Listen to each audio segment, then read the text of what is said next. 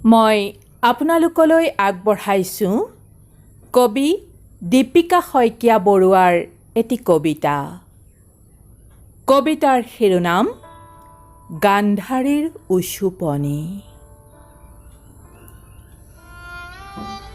মহাকাব্য মহাভাৰতৰ বহু চৰ্চিত চৰিত্ৰ তুমি গান্ধাৰী, বহু চৰ্চিত চৰিত্ৰ তুমি।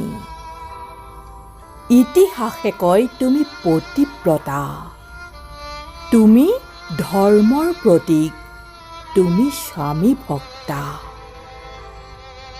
হস্তিনাপুৰৰ অন্ধ ৰাজাধিৰাজ ধৃতৰাষ্ট্ৰৰ পত্নী তুমি,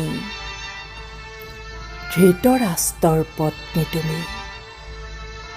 দৃষ্টি সম্পন্না হৈও কলা আৱৰণেৰে দুটি নয়নৰ দৃষ্টি কাঢ়িলা তুমি। আজিও নুবুজিলো তোমাৰ অংগীকাৰ গান্ধাৰী, আজিও নুবুজিলো। এবাৰো তোমাৰ মাতৃহৃদয়ে হাহাকাৰ কৰি উঠা নাছিলনে? শতপুত্ৰৰ নিষ্পাপ মুখবোৰ নয়ন ভৰি চাবলৈ হাহাকাৰ কৰি উঠা নাছিলনে? এবাৰো সন্ত্ৰাসিত হোৱা নাছিলানে? পতিব্ৰতা নাৰীৰ অংগীকাৰত বন্দী হৈ ভ্ৰাতা শকুনিৰ ষড়যন্ত্ৰৰ জালত কৌৰৱৰ নিশ্চিত পৰাজয় দেখি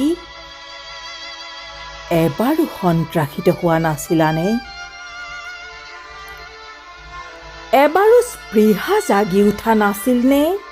শকুনিৰ চক্ৰান্ত ব্যৰ্থ কৰি কৌৰৱৰ জীৱনৰ সুৰক্ষাৰ তাগিদাত চক্ষু আৱৰণ মুক্ত হ'বলৈ এবাৰো স্পৃহা জাগি উঠা নাছিলনে? যথা ধৰ্ম তথা জয়েৰে আশীৰ্বাদ প্ৰদান কৰিলা, শতপুত্ৰৰ আহুতি দিলা, আহুতি দিলা শতপুত্ৰৰ গান্ধাৰী, আহুতি দিলা।